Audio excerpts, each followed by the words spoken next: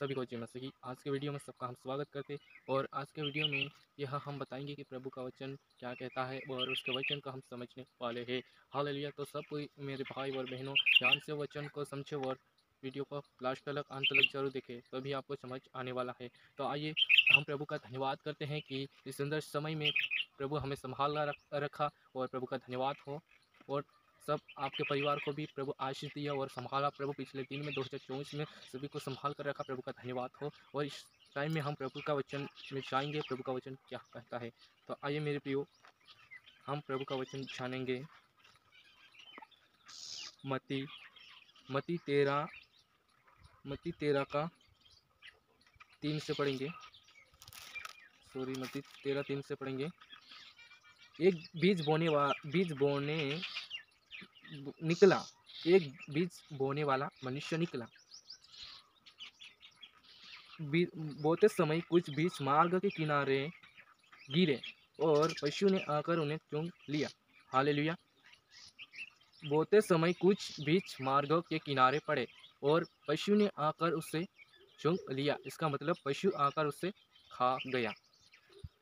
कुछ बीज पथरीली भूमि पर गिरे। कुछ बीज अभी चट्टान पे और रास्ते पे, चट्टान पे ये क्या बोलते, रास्ते पर गिर गए और उस जगह पर चट्टान थी, ऐसा प्रभु का वचन कहता है। जहाँ उन्हें बहुत मिट्टी ना मिलने और गहरी मिट्टी ना मिलने के कारण वे जल्द उग आए। हालेलुया। जहाँ उनको गहरी मिट्टी ना मिलने के कारण वो उग आए, क्योंकि उसका जो मुंह आता है वो अंदर नहीं जा सका, क्योंकि चट्टान की वजह से नहीं अंदर पहुंच सका। गहरी मिट्टी ना मिलने के कारण वे जल्दी उग आए। हालेलुया। गहरी मिट्टी नहीं मिलने के कारण वो जल्दी ही उग गया और सूरज निकलने पर वे जल गए।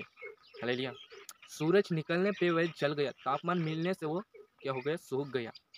वो जड़ ना पकड़ने से सूख गए और वो जड़ नीचे से नहीं पकड़ने के कारण वो सूख गया और मर गया। कहा कुछ बीज झाड़ियों में गिरे और झाड़ियों ने दबा कर उन्हें दबा डाला।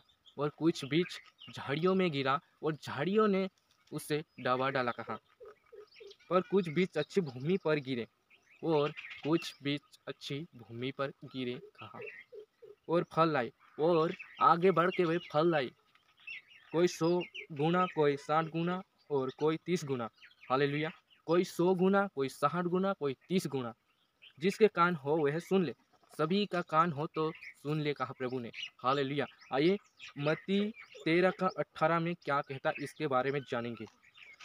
बीज बोने वाला का दृष्टांत की व्याख्या। अब तुम बोने वाले के दृष्टांत का अर्थ, इस बीज बोने वाले का दृष्टांत का अर्थ की व्याख्या हो रही है, तो ध्यान से समझो वचन को। सुनो, जो कोई राज्य का वचन सुनकर नहीं समझता, उसके मन में जो कुछ बोया गया था उसे वह दुष्ट आकर छीन ले जाता है। हालेलुया। ये दुष्ट कौन है कि शैतान है। जो राज्य का वचन लोग पास्टर बताते हैं वचन कलीसिया में, और वह नहीं वचन सुनकर नहीं समझता, उसके मन में जो कुछ बोया गया था उसे दुष्ट आकर छीन ले जाता है। तो हालेलुया। तो प्रभु का वचन जब पास्टर लोग बताते हैं और कोई विश्वासी लोग वचन बताते हैं तो हमें ध्यान से समझना चाहिए, वरना शैतान हमारे मन में वचन छीनने के लिए खड़ा है और हमारे मन में वचन ले जाने के लिए शैतान खड़ा है। मेरे प्रिय, यह वही है जो मार्ग के किनारे बोया गया था। हालेलुया।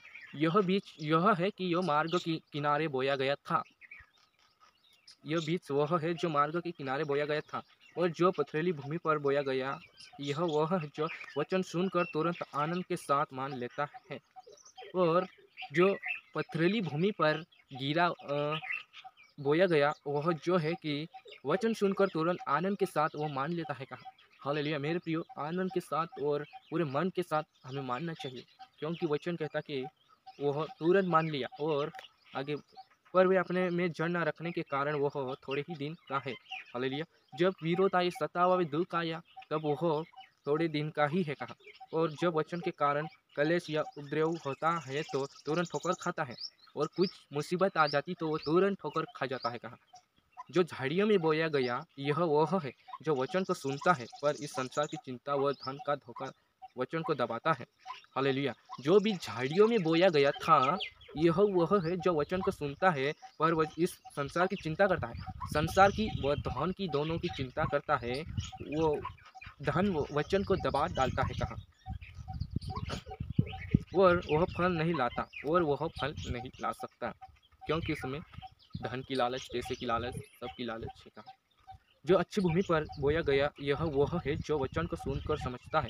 और जो अच्छी भूमि पर बोया गया है यह वह है जो वचन को सुनकर समझता है और वह अपने मन में समझता, और प्रभु का वचन दास बताते जब अच्छी रीति से समझता है वह कोई 100 गुना, कोई 60 गुना और कोई 30 गुना लाता है कहा। हालेलुया। तो हमें भी अच्छी रीति समझना चाहिए और हमें भी 100 गुना और 30 गुना और 60 गुना फल लाना चाहिए प्रभु का वचन बता के। और 36 में क्या कहता, आइए। तब वह भीड़ को छोड़कर घर में आया और उसके चेले ने उसके पास आकर कहा, खेत के जंगली दाने का दृष्टांत हमें समझा। तो बहुत सारी भीड़ यीशु के घर आया। चेलों ने उसके पास आकर कहा, यीशु के चेले यीशु के पास जाकर कहा, खेत के जंगली दाने का दृष्टांत हमें समझा। और हमें समझा उन्होंने कहा दे। उसने उनको उत्तर दिया, अच्छी बीज का बोने वाला मनुष्य का पुत्र है। हालेलुया। अच्छे बीज को बोने वाला मनुष्य का पुत्र है मेरे प्रिय। खेत संसार है और खेत संसार है कहा।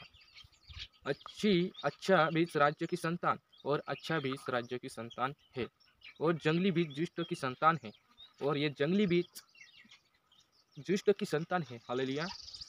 जिसे शत्रु ने उनको बोया वह शैतान है, वह शैतान है। कटनी जगत का अंत है और कटाने वाले स्वर्गदूत है। हालेलुया। कटनी जगत का अंत है और